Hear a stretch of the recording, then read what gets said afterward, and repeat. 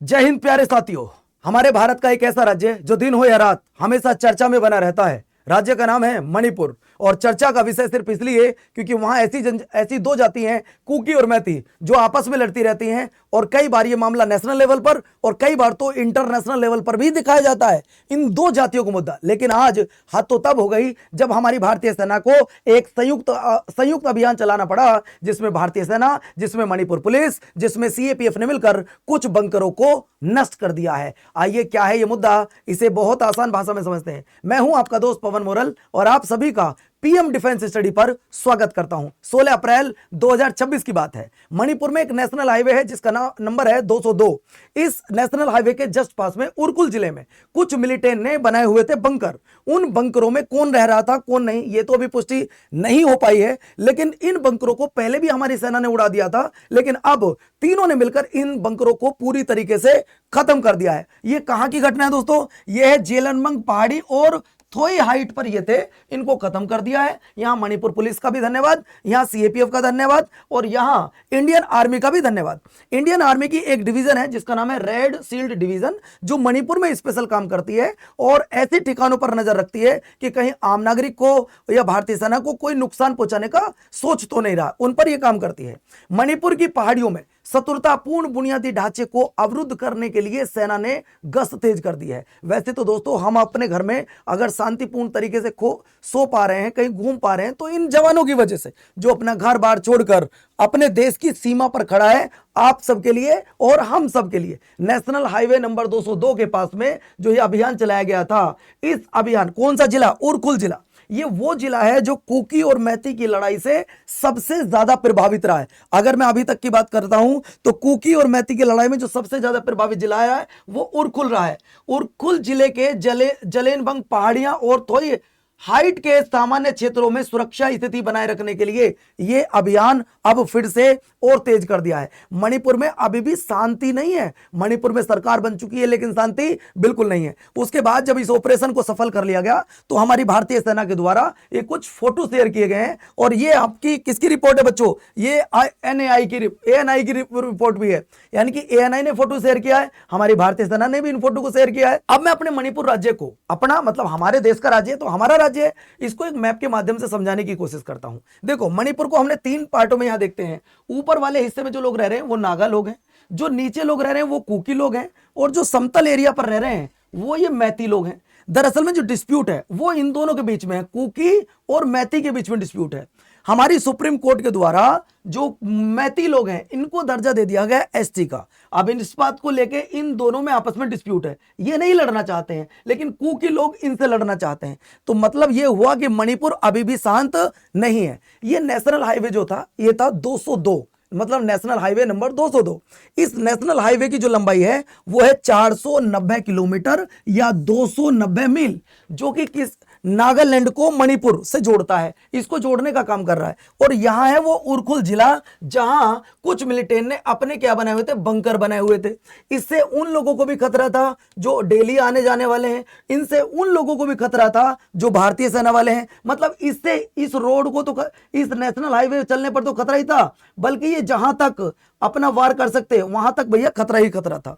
तो आज हमारी भारतीय सेना को दिल से धन्यवाद है कि उन्होंने एक ऐसा काम कर दिया है, कम से कम मणिपुर में थोड़ी बहुत और शांति बनेगी। जो बंकर लोग थे, जो यहां से कुछ गलत काम हो रहा था, उन पर तो रोक लगाई जाएगी।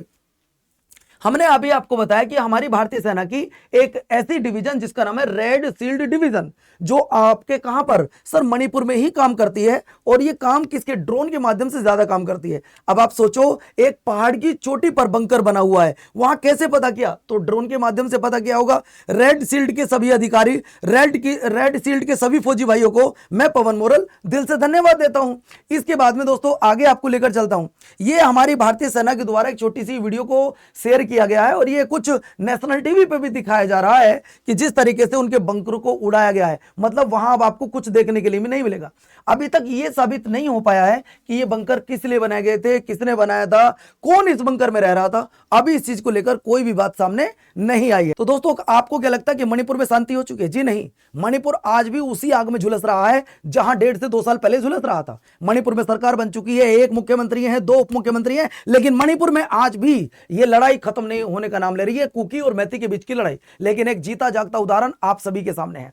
दरअसल में क्या हुआ था साथियों, बिशनपुर एक जिला है मणिपुर का, उसमें एक मां अपने 2 बच्चों के साथ में रात में सो रही थी। मां थी मैती, कुकियों के द्वारा अटैक कर दिया जाता है और इन दोनों बच्चों की जान चली जाती है। उसमें जो मैती लोग हैं वो इतने ज्यादा आउट ऑफ कंट्रोल हो जाते हैं, वो इन कुकियों पर लगातार अटैक करना शुरू कर देते हैं और गुस्से में आकर बस इन्होंने एक गलती कर दी कि हमारे सीआरपीएफ के जवानों पर अटैक करना शुरू कर दिया। हमारे सीआरपीएफ के जवानों ने फिर अपने आप को बचाने के लिए और उनके प्रभाव को कम करने के लिए गोलियां चलाई, जिसमें कई लोगों की जान भी चली गई है। तो मणिपुर में आज भी शांति नहीं है। मणिपुर में शांति बनाए रखने की अपील मैं भी करता हूं। मणिपुर के उन लोगों को भी थोड़ा सा ध्यान देना चाहिए जो लगभग कई महीने से पिस रहे हैं, ना जिनकी कोई गलती है, लेकिन फिर भी उन्हें कहीं ना कहीं अपना नुकसान झेलना पड़ रहा है। तो मणिपुर में दोनों पक्षों को इस समय आपस में बैठ के समझौता करना चाहिए। ये आग की लड़ाई हम कब तक झेलेंगे, हम कब तक रहेंगे? एक दिन वो समय जरूर आएगा जब दोनों पक्षों को बैठकर